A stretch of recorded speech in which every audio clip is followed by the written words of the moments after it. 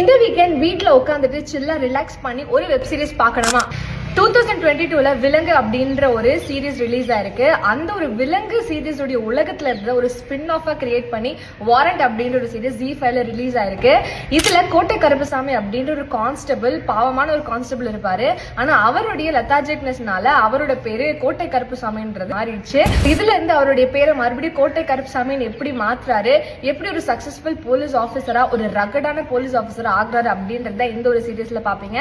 So similarly like ஒரு small boy to big hero அப்படின்ற ஒரு டைப் ஆஃப் ஸ்டோரி தான். விலங்கு சீரீஸ்ல இருக்கக்கூடிய டைரக்டர் தான் இதுல ஒரு ஹீரோ அறிமுகமாகி அவருடைய பெர்ஃபார்மன்ஸை ரொம்பவே ஸ்ட்ராங்கா இம்பாக்ட்ஃபுல்லா கொடுத்திருக்காரு. ஒரு எபிசோட்லயும் ஒரு கேஸ் எடுத்து நடத்துவாங்க.